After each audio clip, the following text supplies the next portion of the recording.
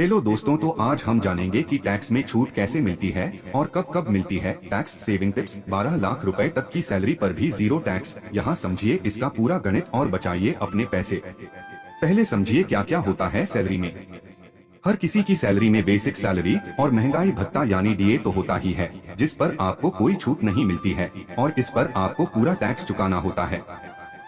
वहीं इसके अलावा सैलरी में तमाम तरह के स्पेशल अलाउंस और रीइंबर्समेंट होते हैं, जिनमें HRA, LTA, convince allowance, food coupon, internet bill, phone bill, fuel bill जैसी चीजें हो सकती हैं। आइए जानते हैं इन्हें कैसे मैनेज करें कि आपकी 12 लाख तक की सैलरी पर लगे जीरो टैक्स। टैक्स बचाने में सबसे अहम है एचआरए। सरकार मानती है कि लोग नौकरी के लिए दूसरे शहरों को जाते हैं और वहां पर किराए पर घर लेकर रहते हैं। ऐसे में कंपनी की तरफ से मिलने वाले एचआरए यानी हाउस रेंट अलाउंट पर सरकार टैक्स छूट देती है। हालांकि एचआरए पर कितनी छूट मिलेगी इसको लेकर भी कुछ नियम हैं, वरना लोग सारी सैलरी एचआरए में ही ले लेंगे। एचआरए के लिए आपको 3 नंबर कैलकुलेट करने होंगे और इनमें जो भी सबसे कम होगा उस पर आपको टैक्स छूट मिलेगी। एक, जो एचआरए कंपनी की तरफ से सैलरी में मिला है। 2, मेट्रो शहर में बेसिक का 50% और नॉन मेट्रो शहर में बेसिक का 40%। 3, रेंट में से बेसिक का 10% घटाने के बाद बची राशि। यानी अगर आपकी बेसिक है 2 लाख रुपए और साल का रेंट होता है 1.20 लाख रुपए, तो आपको 1.20 लाख 20,000 यानी 1 लाख रुपए तक का एचआरए का फायदा मिल सकता है। इन तीनों में जो भी आंकड़ा सबसे कम होगा आप उतने एचआरए पर टैक्स छूट पा सकते हैं। लीव ट्रैवल अलाउंस, जिससे घूमने फिरने का मिलेगा फायदा। ये ऐसा अलाउंस है जिसका फायदा बहुत ही कम लोग उठाते हैं। इसका फायदा आप 4 साल में 2 बार ले सकते हैं। इसके तहत आप कहीं घूमने जाते हैं तो आने जाने का जितना किराया लगेगा उस पैसे पर आपको पूरी टैक्स छूट मिल जाएगी। हालांकि इसमें एक शर्त ये होती है कि कंपनी की तरफ से आपको एलटीए दिए जाने की सुविधा होनी चाहिए। मान लीजिए आप कहीं घूमने जाते हैं जहां का किराया 10,000 रुपए है। अगर आपका परिवार 4 लोगों का है, जिसमें पति पत्नी और 2 बच्चे हैं, तो आपका आने जाने का किराया 80,000 रुपए लगेगा। अगर आपकी कंपनी सैलरी का 80,000 रुपए तक का हिस्सा एलटीए में देती है तो आप 80,000 रुपए पर टैक्स छूट पा सकते हैं। तो अगर आपकी कंपनी एलटीए नहीं देती है तो एचआर से बात करें और एलटीए का फायदा उठाएं। अगर आप 30% के स्लैब में आते हैं तो एलटीए की मदद से आपके काफी पैसे बचेंगे। देखा जाए तो एक तरह से आपकी घूमने की टिकट 30% सस्ती पड़ेगी, जो किसी शानदार ऑफर से कम नहीं।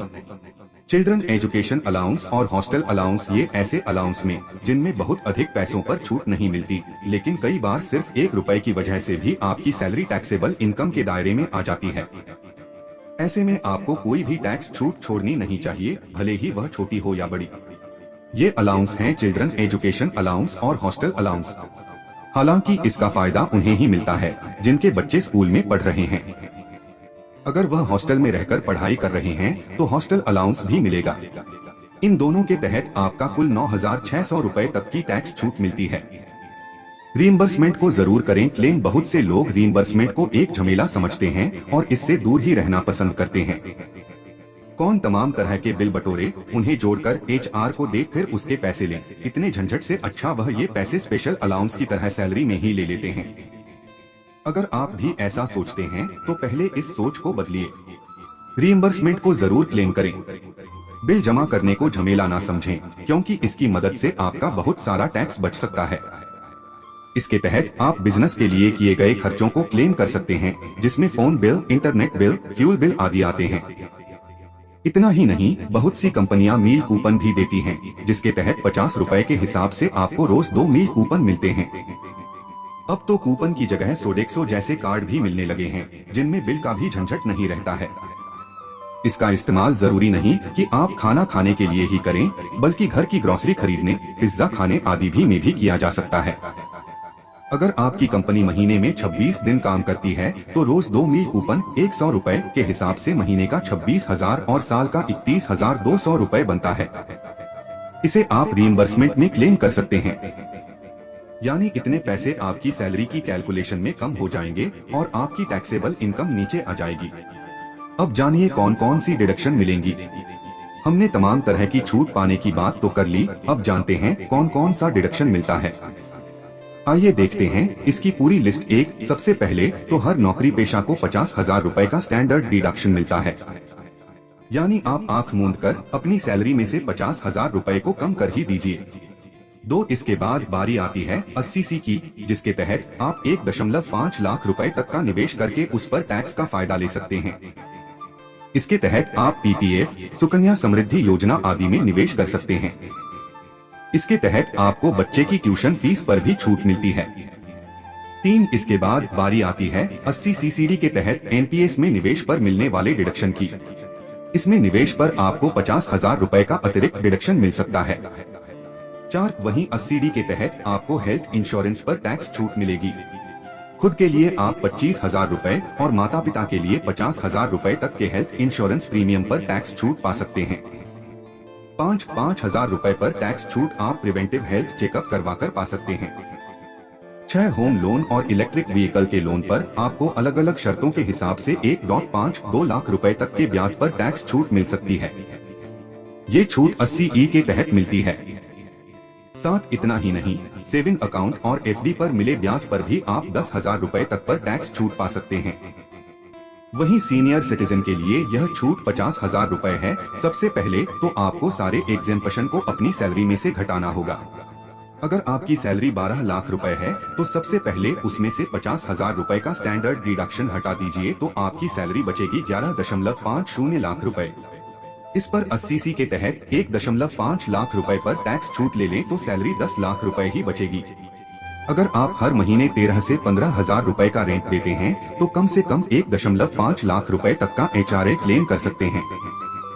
इसके बाद आपकी टैक्सेबल सैलरी हो जाएगी 8.5 लाख रुपए। कंपनी से LTA लें और करीब 80,000 रुपए का डिडक्शन पाएं, जिसके बाद आपकी टैक्सेबल सैलरी 7.7 लाख रुपए ही रह जाएगी। इसके अलावा कंपनी से आपको 20,000 रुपए तो फोन और इंटरनेट बिल के लिए ही मिल जाएंगे, यानी 20,000 रुपए ये कम करेंगे तो टैक्सेबल इनकम बचेगी 7.5 लाख रुपए। इस पर आपको करीब 30,000 रुपए पर मील कूपन की टैक्स छूट मिल जाएगी, यानी अब आपकी सैलरी बचती है 7.2 लाख रुपए। अपने और अपने परिवार के हेल्थ इंश्योरेंस पर आप आसानी से 50,000 रुपए तक खर्च कर ही देंगे।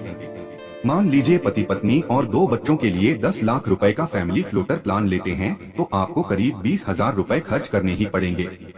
वहीं अगर माता पिता के लिए 10 से 10 लाख का प्लान लेते हैं तो उम्र अधिक होने की वजह उनका प्रीमियम अधिक होगा और ये करीब 25 से 30,000 रुपए से भी ऊपर जाएगा, तो आप करीब 50,000 रुपए तो आसानी से हेल्थ इंश्योरेंस से बचा सकते हैं। इस तरह आपकी टैक्सेबल सैलरी हो जाती है 6.7 लाख रुपए। कंपनी के तरफ से आपको जो कन्वेंस रीइंबर्समेंट मिलता है वह भी करीब 1.6 लाख रुपए तक सालाना तो होगा ही। अगर उसे भी इससे कम करते हैं तो आपकी टैक्सेबल सैलरी 5.10 लाख रुपए बचेगी। अब आपकी सैलरी 5 लाख के बेहद करीब आ चुकी है। आपको सिर्फ 10,000 रुपयों का इंतजाम करना है। अगर आपके बच्चे हैं तो 9,600 तक तो चिल्ड्रन एजुकेशन अलाउंस और हॉस्टल अलाउंस के मिल जाएंगे। अगर आपको कुछ भी समझ ना आए तो 10,000 रुपए NPS में निवेश कर दें, जो रिटायरमेंट पर आपको तगड़ी कमाई के साथ मिल जाएंगे और अभी आपका टैक्स बच जाएगा।